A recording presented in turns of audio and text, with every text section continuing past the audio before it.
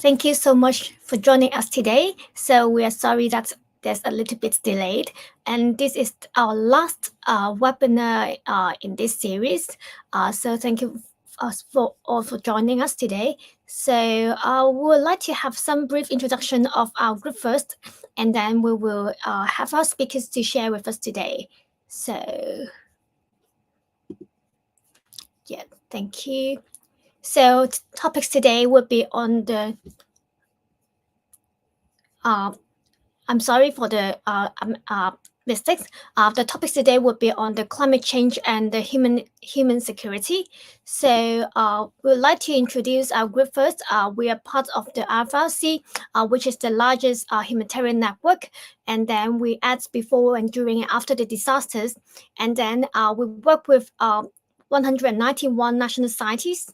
And then our group, Climate Change Working Group from the Asia Pacific Youth Network, is established in early June 2022, and then we recognize the increasing demand on the topics about climate change in our area, and then we hope that to enhance the youth understanding of these topics, and also to have some more workshops, webinar, or some experience sharing to enhance the capacity building and also have some knowledge sharing like today, and also encourage more youth to take some climate actions.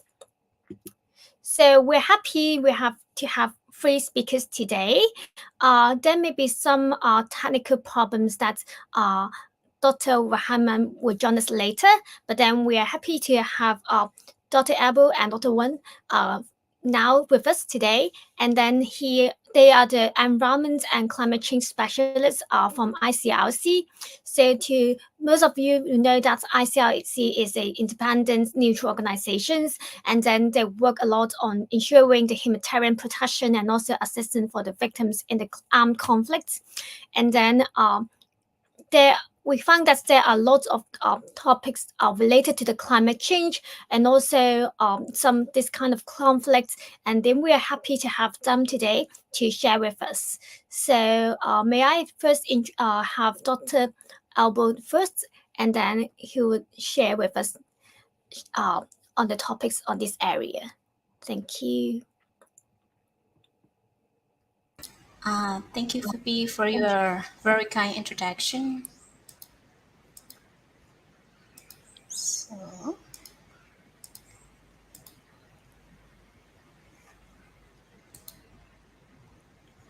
I'm Yes, ready to share, thank you. all of the experience and knowledge from the sites of ICRC.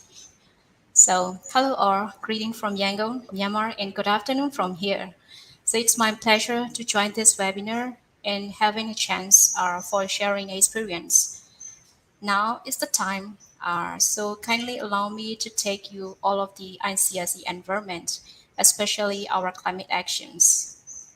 And these are all contents I will cover today. So very brief introduction about ICRC. So as our Phoebe mentioned that it's an independent neutral organization ensuring humanitarian protection and assistance for victims of armed conflict and other situations of violence.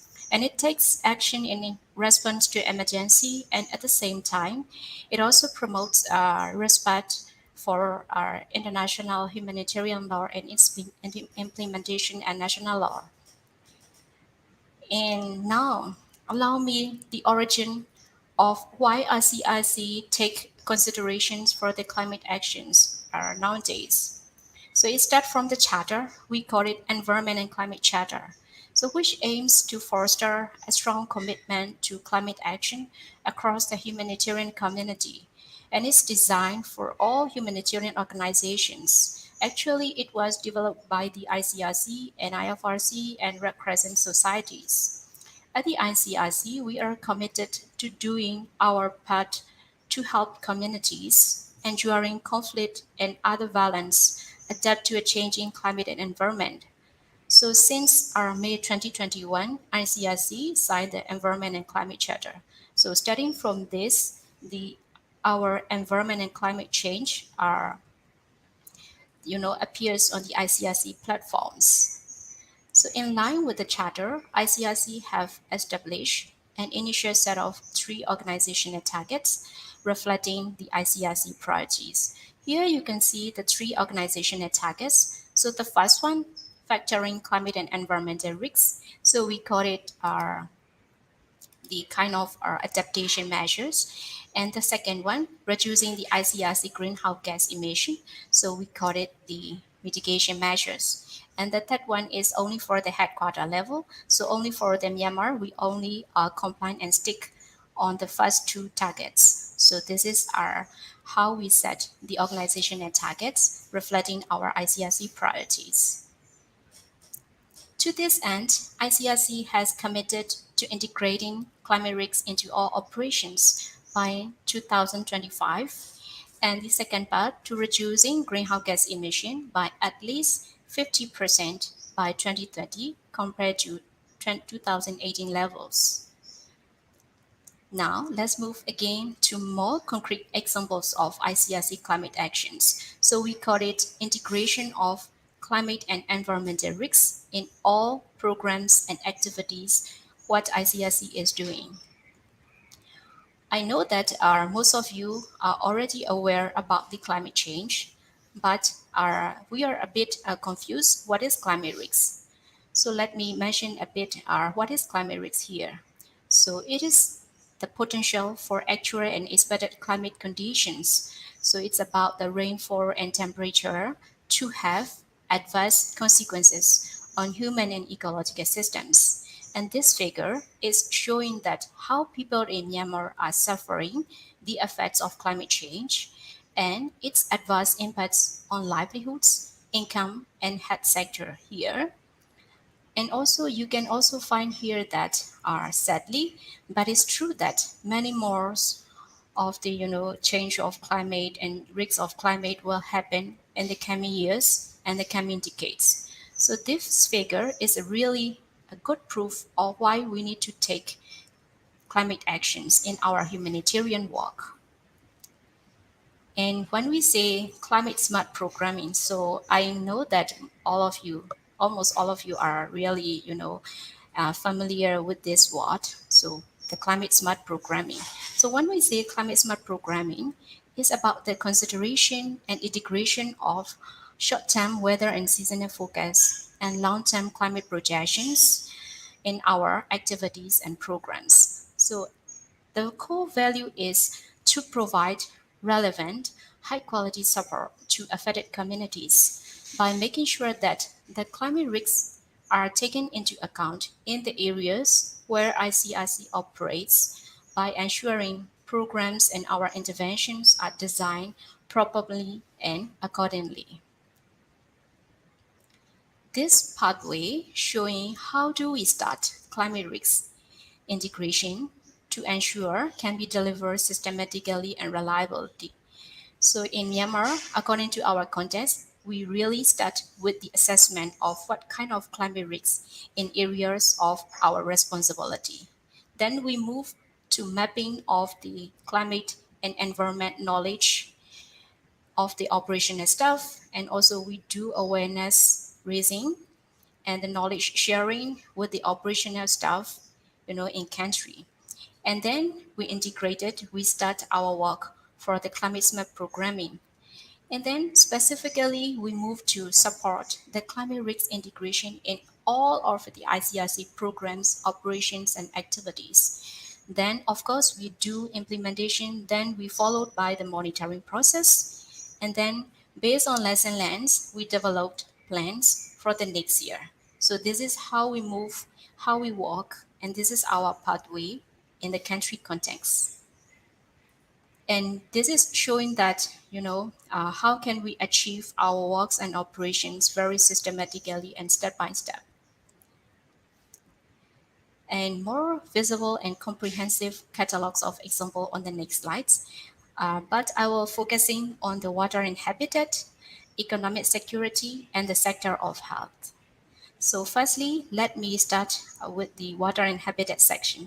So I would say that the water and habitat unit, the teams department, is really active, and they have very kind enthusiasm of consideration and tackling, factoring of all the climate risks, all the environmental risks in their operations. And thanks to all from here, I would like to say that thanks to all of the water and habitat team in Myanmar. And then I am sure that our regional colleagues, Alex, he is joining this webinar. So thanks to Alex and his team for very active and enthusiasm, showing your enthusiasm in all of the integration works.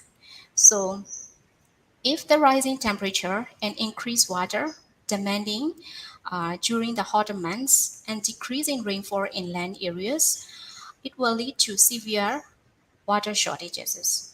So in this concern, what adaptation measures we take is, here are the very few and very feasible good examples of. We do the pond covering project, you can see from this figure.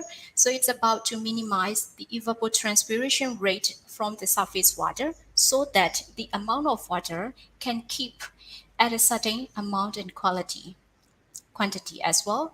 And we also do the operations and maintenance of the newly established water supply system, additionally improving the condition of existing public water tanks and wells, ensuring the sustainability of these water sources. So this is what we do for the water and habitat sector. And then for the economic security sector as well, so we all know that Myanmar is identified as most economically vulnerable country to climate-induced change in Southeast Asia. And 49% of people are employed in agricultural sector, mainly in the rice production.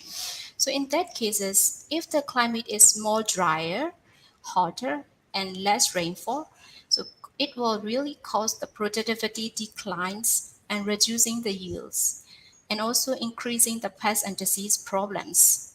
So for that, the adaptation measure we practice currently, it's the facilitating communities to revive, review, and apply their traditional knowledge and skills to implement adaptation interventions through the community agricultural production training that we, organize and, organize in across the countries in different states and regions. That is our one kind of adaptation measures. And another is we also do the climate actions. What we would like to highlight is the distribution of salinity resistant varieties and legume species. So the distribution of salinity resistant varieties for the high risk of frequent sea level intrusion areas, and also the legume species as nitrogen, we call it nitrogen fixation species. So for soil fertility improving and reducing, soil erosion in mountainous areas where with the high risk of landslide and erosions. So this is also the very concrete examples of climate actions what we do for the economic security sector. And then let me highlight also how we take actions in the health sector, specifically for the first aid sector. So the impacts of the hotter climate and weather wet season will continue to burden an already overstretched healthcare system, thereby jeopardizing the access and quality of healthcare in country. So what we do at this time is we march in first aid training on seasonal health risks to health sector workers for scaling up health programs and strengthening health system resilience, so that if we know the risks, and then we can prepare and also we can take actions, and then we know how to integrate such kind of climate risks in our operational areas, and then how can we adapt our ICRC programs, activities, and operations accordingly.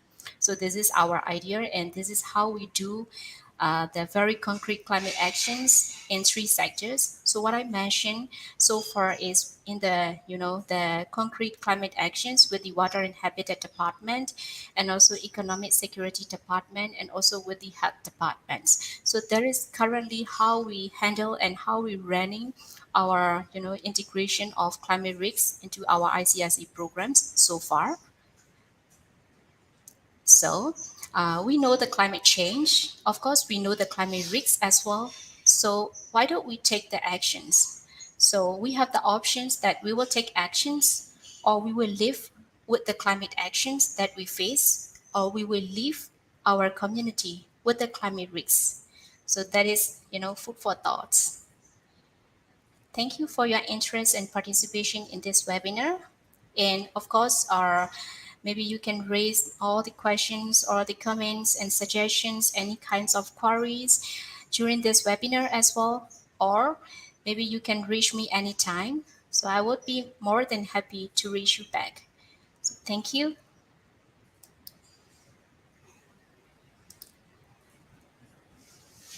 And over to you.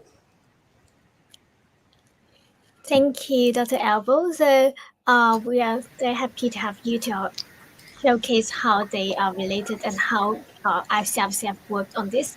And then we look forward to have the next year that will be the plans as you mentioned, and then we can have more guidance on what we can do, and also maybe also have a more variety of actions that we can do. So we're happy later to have Dr. Wen to share with us on the sustainability for the climate mitigation response. So we're happy to have you for the floor is yours. And then thank you for your sharing. Yes. Thank you, Dr. Ibo, and thank you, Pibit, for giving me the floor to present about the sustainability for climate mitigation response. So I will start, and I hope you all see my screen. Yes. Okay. So thanks a lot, everyone who is together with us during this webinar.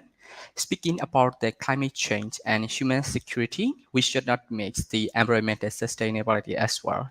Therefore, for my session, I will cover the topic about the sustainability for the climate mitigation response of the ICRC. And this approach can be adapted to everyone's business.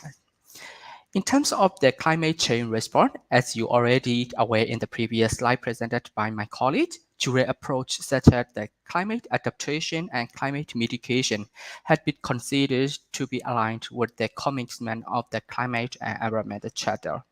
In the ICRC, we set three targets for the environment and climate change, in which reducing greenhouse gas emission by at least 50% that compares to the 2018 level by the year 2030 is the mitigation approach.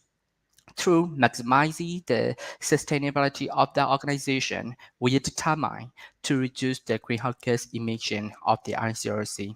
And as youth network across Asia Pacific region until now, much of energy have also focused on preventing climate change from happening for the climate mitigation.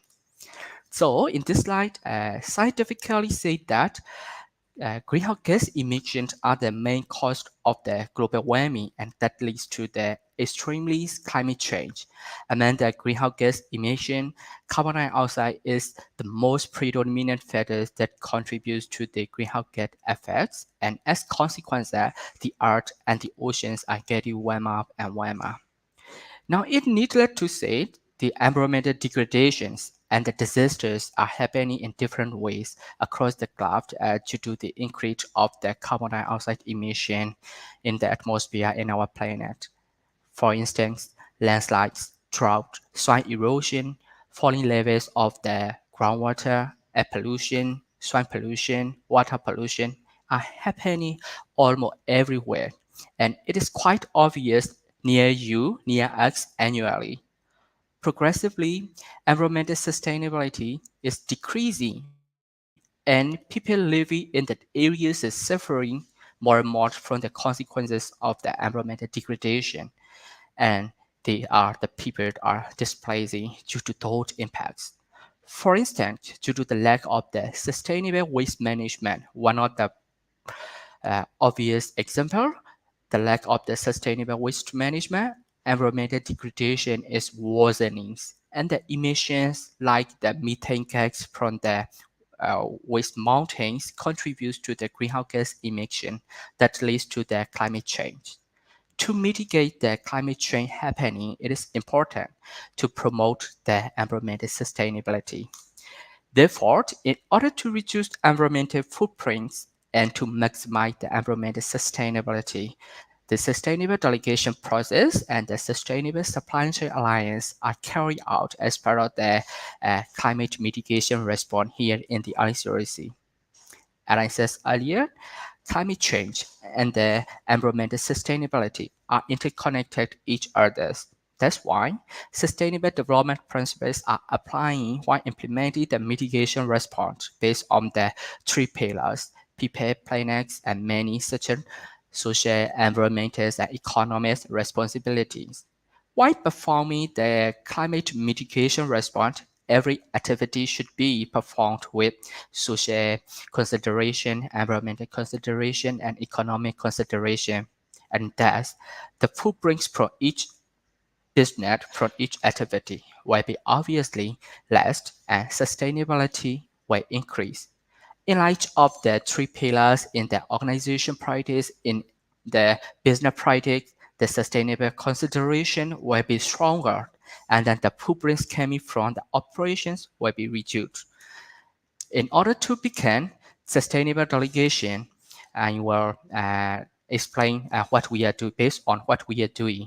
It is truly important in operations and the practice to ensure to be low carbon operations, to be low carbon practice. Let me explain briefly by the explanation of what we are doing as an ICRC. We identify key areas of producing emissions, and those areas are required to be low carbon production in the areas of energy, waste, water, the use of chemicals or hazardous materials that have annual life as waste, transport fleet for the organization movement.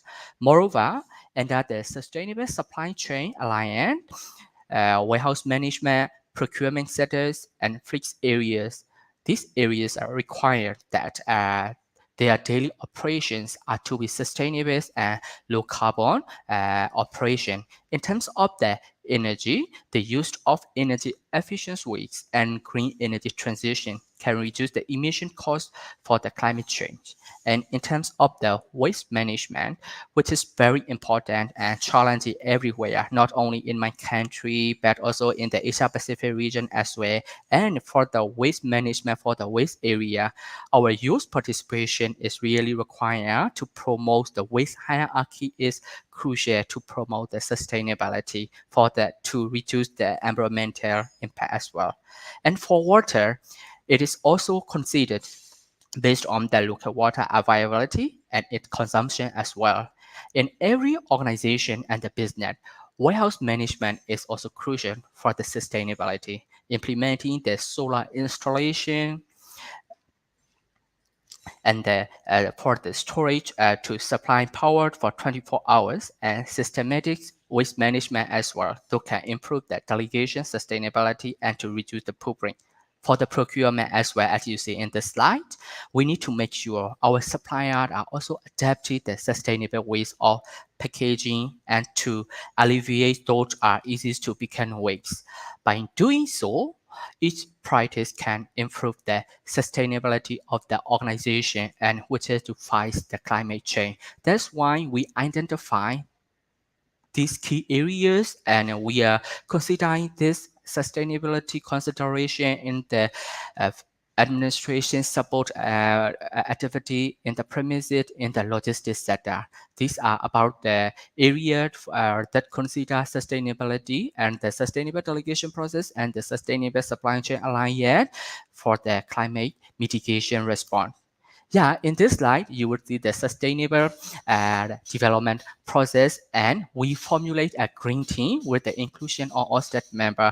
This is kind of the step inclusion to be part of the sustainable delegation process. First, we formulate a green team, and then we appoint one step resident step to be the leader for the green team, and then we implement as per the develop that the action plan. And the second step is what we do is the data collection. We collect the statistics about the sustainable development data based on the key areas of the energy, water, paper, waste management, and the CO2 emission. And then what we produce it as kind of the environmental performance dashboard, which is very crucial, and we developed annually with the help of the Nairobi delegation, and we made a reference book, and based on this reference book, we developed together with the green team member action plan, and then implement together, and then we monitor and review what are the progress. So by implementing that kind of the activity, how much emission, what kind of the environmental impact can reduce. This is a kind of the green teams and to be part of the sustainable delegation process. Yeah, in this slide, this examples and these initiatives are showing you a kind of the implementation initiatives. And in terms of the energy, we use the energy efficiency light in order to be energy efficiency, the use of the for the use of the electricity. And then the waste segregation, we start to practice waste segregation at the Yangon delegation so that we can proceed for the recycle, so we can reduce the amount of waste completely at the landfill site. Yeah, this is the initiatives and we are doing now in the Yangon delegation. And then for the paper recycling as well, in the previous years until 2021, the papers are disposed together with all the waste. And what we did, we let all the staff member to dispose separately for the paper, and then we send to the recycle factory to make the raw paper cardboard. And then these are about the non-hazardous waste, but they all are general waste and the use of energy as well. And then the results from the fleet, there's a lot of kind of the use while the tire as kind of the hazardous waste. What we did annually is to recycle every waste to be part of the climate mitigation response. Yeah, in this slide, these are the footprint evolution from 2018 until 2021. Yeah, because 2022 is a state process. One of the targets for the climate change response is to reduce the greenhouse gas emission of the organization and by 50%, and that target have to compare to the 2018 level. That's why we developed the carbon accounting tools to calculate the carbon emission from each scope. Technically say that there's a three scope to calculate the emission. The scope one, briefly explanation about the scopes. Scope one is the direct emission of the organization, and the scope two is the indirect emission, which we purchased or which we rent other source of the energy. And scope three from the consequences of the ICRC operation, for instance, the supply chain movement.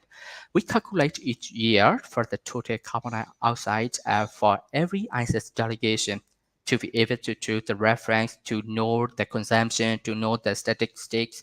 And in 2021, its emission is you see in the slide, and compared to 2018, which is 1041 kiloton of carbon dioxide equivalent. We try to reduce the emission without impacting the quality of the humanitarian assistance to those who are in need and to the situation of the violent. We tailor the consideration of the sustainability in our operation.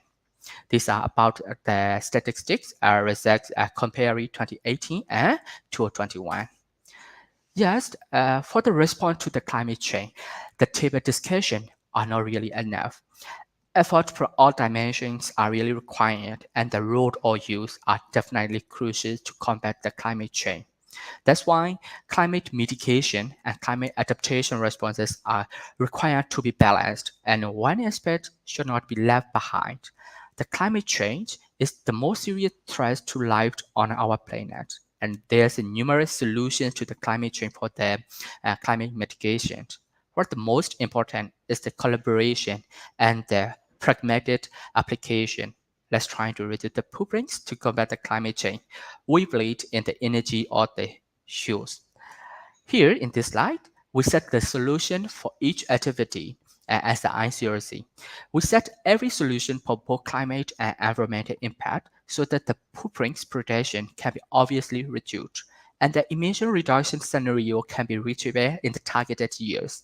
The solutions that carry out to be aligned with the sustainability concept so that the implementations are optimized to reduce the footprint of the organizations.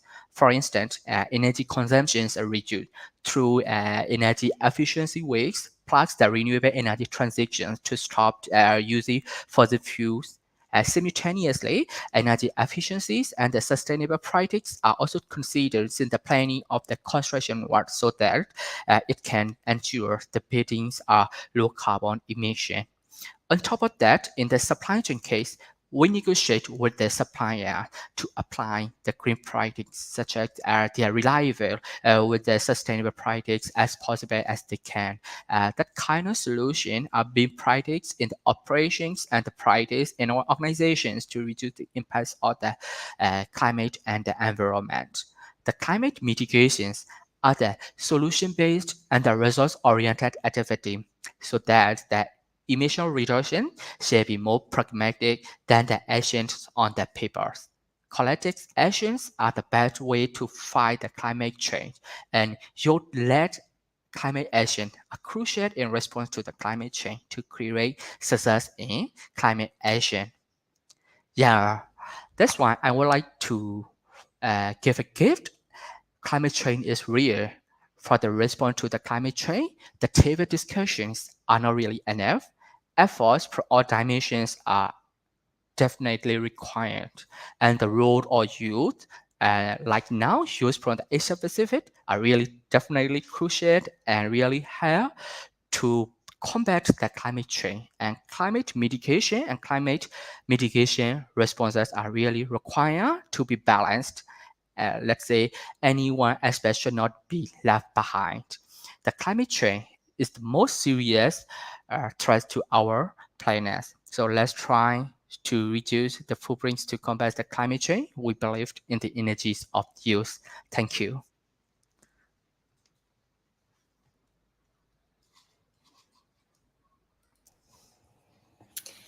Thank you, Dr. Wen. So I really appreciate how ICRC work so hard to reduce the carbon footprint and also incorporate the idea of the green actions into your mission, like the logistics and the procurement. I think this idea and concept will all should learn from it because when we talk about some green actions, we are lot actively doing some projects, but then how we can adapt this idea into our original project or program we are doing already.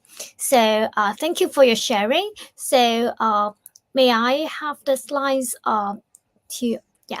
So we are sorry that Dr. Rahman cannot join us today because of some technical and personal issues. So we'll now have the chit chat sessions, and then I would like to invite Dr. Ubud, also a members from the APY Climate Change Working Group, to have the chit chat session with Dr. Elbow and also Dr. Wen. Thank you.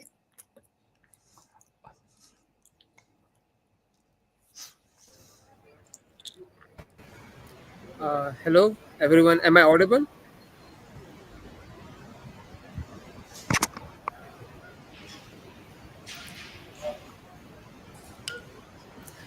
Okay. First of all, thank you so very much to both of you esteemed speakers for speaking so well about the burning issue, especially what Mr. Kokos mentioned about the carbon reduction. So, speaking of my basic introduction, I am Ubaidullah from Pakistan Red Crescent Society volunteer here in Pakistan, and my research expertise lies in the broader domain of climate change and terrorism, like how climate change are providing the grounds for upsurging the illegal activities or the social unrest. First of all, I would really like to apologize for my camera as I am traveling around, so it wasn't just possible for me to open the cam. So yes, I have just a quick question from you, Mr. Coco. As you mentioned about the solutions, and I totally seconded and appreciated that you listed down such a profound list of solutions. But there comes some underdeveloped economies or developing economies. So what are your major concerns, or what is your major input about how the the underdeveloped nations can contribute well towards achieving these solutions? Thank you. Yes, thank you. Yes. Thank you, and Hubert, for the question. Yes, as an organization, we developed the solution for the climate mitigation. And actually, as per the HPN, the climate mitigation response and the sustainabilities are really challenges. And let's say we need the investment. It's really difficult for the and developing country. Therefore, and also, there's a lot of area, let's say energy area, water area, waste area, and the other economic area as well, which are really required to be more sustainable. So, what from my suggestion is that what we can do is from the business line, not very ambitious, let's say, in terms of the waste management. And that area to really need to be sustainable. So what we can do is we can dispose separately by using the waste segregation, and then before we um, purchase any material, and what we can do is we can reduce the purchase of the plastic material so that we can already reduce the use of the plastic. These are some, let's say, the predominant example. What we can do is number one is the behavior change and with the consideration of the sustainability.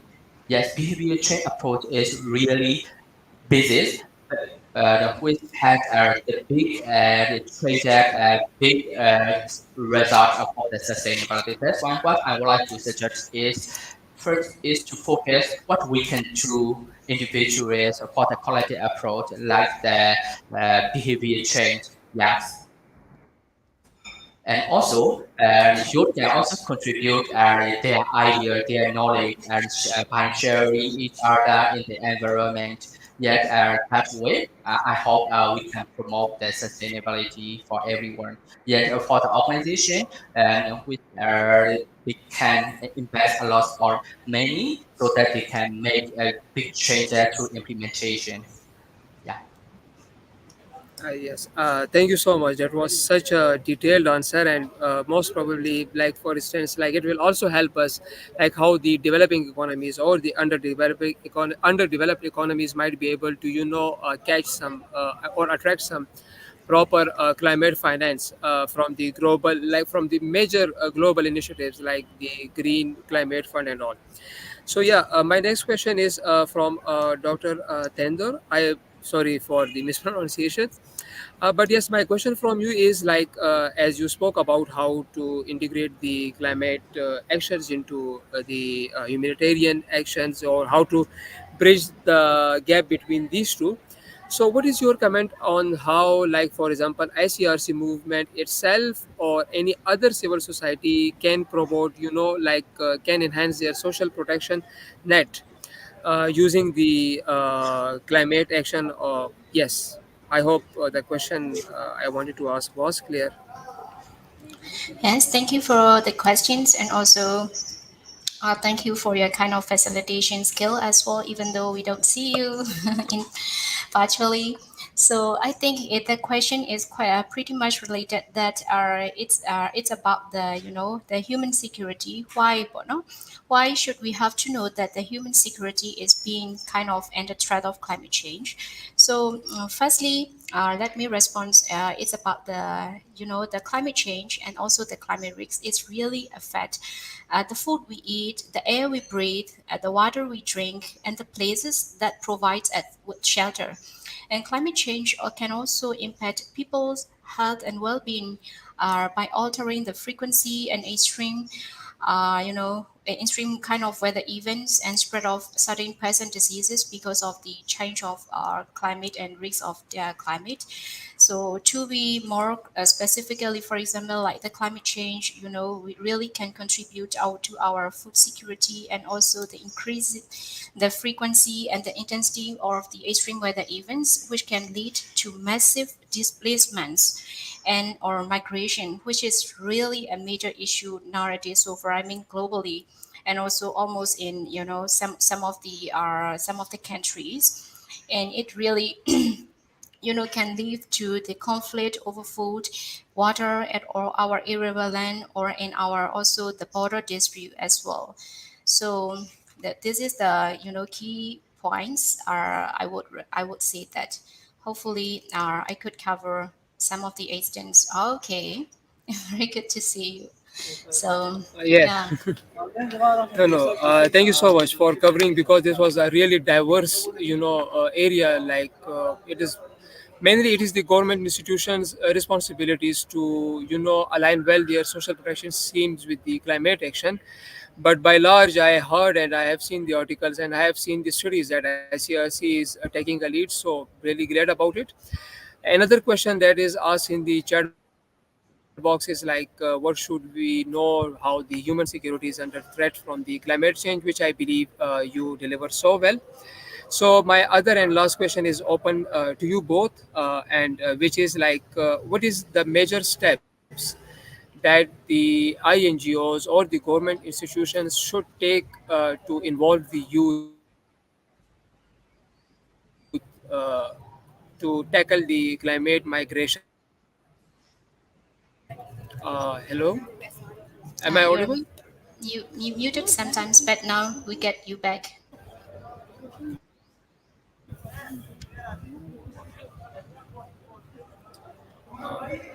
Yes. Did you got my question? It's Can you more be better. possible? Can you possible to repeat your question? Okay, sorry for the poor internet connection here.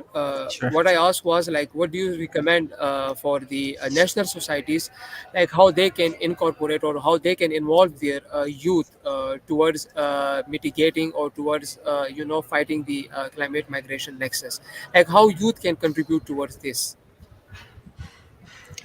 Okay, thank you for your question. So let me reach you firstly, then maybe my colleagues are Wing can complement if he has another kind of good examples.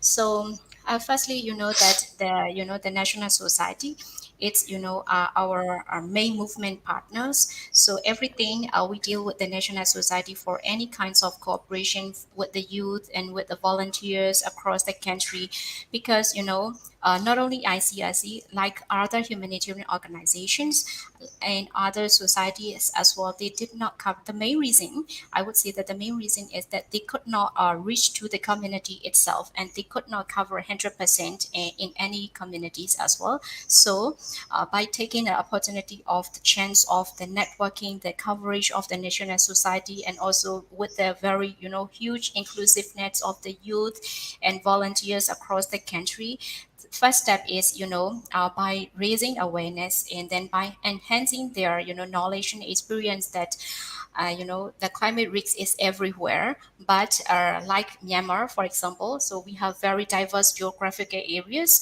across the country. So there are diverse risks, climate risks in each and every one of the spots, each and every one of the state and regions. So by knowing the risks and by informing the future risks also in terms of the climate projections, and then everybody can get our knowledge and can aware what kind of climate risks located in their areas. Then, by spreading the knowledge of the youth, of the volunteers, of the national society as well, and then they can spread it out all these kind of climate risk information, all the countries, I mean, to all the communities, and then they can prepare, they can move as a next step like preparedness, prevention, and response later on.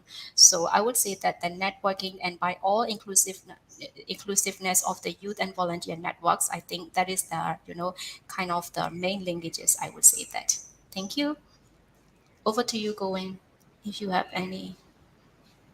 And yours, you did it for your question, as my colleague Yvonne mentioned in her response. Yet, my response is that climate financing is also one of the solutions for the climate mitigation as well, not only for the humanitarian and intervention for the every activities that organization can take it or the world can do or we can consider for the mitigation, and the awareness is the first buying the internally of the organization, and then it's youth, and then the national society, and then what we should do is the kind of the action plan, and then the advocating to the national society, and then the organization, and within uh, the youth groups as well. Yeah, this kind of the step, and every organization should take it for the climate change response.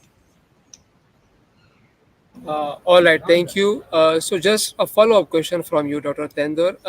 Can you please quote or cite any youth led initiative that has been carried out to what you to your response, like you mentioned, the awareness raising or the communication and all? Thank you for your questions again. So I would say that, the as per 2023, so IFRC and National Society, it's aiming to scaling up the climate smart programming and also the locally led adaptation through the climate action journey. So while the concept of climate smart programming and operations has been around and across for longer, the ambition is to scale and accelerate the climate adaptation through the climate action journey. So steps in the journey also include the climate risk assessments, climate risk self-screening and planning, and also in some countries, it is expected that there will, by synergies between this process and the delegations. I mean, the delegations means the office of the ICRC. We have the different terminology. The delegations pathway towards the climate risk mitigation, and to facilitate a very much effective planning and decision making in the delegation on the climate ambitions and priorities. So, it's really important to have a very clear overview and also very, specifically mention how's the importance and how's the role of the youth and volunteer networks. So such kind of things are really plays an important role. And also in keeping informed that national society strategy on climate and also ongoing activities and synergies. So that what I can reflect according to your question so far. No, that's really great. Thank you so very much for such a detailed and insightful comments. And I truly hope the implications of this webinar and especially the comments and the slides shared by both of you could be potentially utilized by all the national societies across, not even in the developing economies like Pakistan, but across the developed nations as well. So I would really cordially thanks both of you once again. Thank you for your time and thank you for your informative dissemination of the information. And I once again truly apologize for keeping my cam off because I am traveling and literally the poor internet connection is really poor here. So there was a lot of distortion in my mic. So thank you once again to both of you. And I am signing off here and leaving it to Phoebe. Thank you. Thank you, La. Thank you. Thank you so much. So thank you, Abel. Thank you, Dr. Thank you, Mr. Wen, and also thank you, Ubit. So it comes to our the end of our uh, webinar. So we just have a little bit something to share with you. So can I have the slide? Yeah. So I know many of you may be interested in the climate change topics. So apart from our webinar, and also you can we watch our webinar in the YouTube. We would like to also share with you another event which will be happening on the 16th of November, which is the Climate and Youth Summit organized by the IFRC Climate Center. There will be also many sharing and also talk by our speakers all over the world on the topics on the global and and also some local actions. So if you are interested in it, you can just register via this link or go to the IFRC social media, including the Instagram and the Facebook, and then you will see the promotion on this climate and youth summit, and then register there. So we hope that you can also exchange with your experience with other youth from our other than Asia Pacific, but then also from other region. So hope to see you there. And if you have any questions related to this webinar, or you just have some general questions about what APY is doing, and also maybe about the topics on the climate change, what we have been done before, feel free to email us and also or follow our social media, including the Instagram and the Facebook. Questions, additional questions for our speakers, you can also send email to us, and then we can revert to our speakers. So thank you all for joining us today. So hope to see you in the future.